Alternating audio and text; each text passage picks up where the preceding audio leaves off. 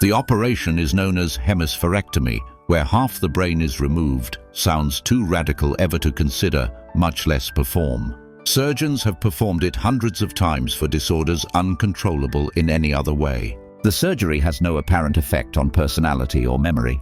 And the procedure is among the most drastic kinds of brain surgery. Hemispherectomy is something that one only does when the alternatives are worse. German physiologist Friedrich Goltz performed the first known hemispherectomy on a dog in 1888. Neurosurgeon Walter Dandy pioneered the operation at Johns Hopkins University in 1923 on a brain tumor patient.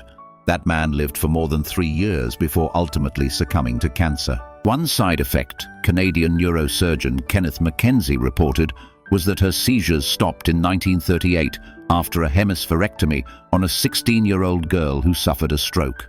Nowadays, the surgery is performed on patients who suffer dozens of seizures every day that resist all medication and which are due to conditions that mostly afflict one hemisphere. These disorders are often progressive and damage the rest of the brain if not treated, Los Angeles neurosurgeon Gary Mathern says. Anatomical hemispherectomies involve the removal of the entire hemisphere. Functional hemispherectomies only take out parts of a hemisphere and sever the corpus callosum. The evacuated cavity is left empty, the fiber bundle that connects the two halves of the brain. In the last century, however, in humans, you can't take more than half. You've got a problem if you take the whole thing, Johns Hopkins neurologist John Freeman quips. Freeman concurs.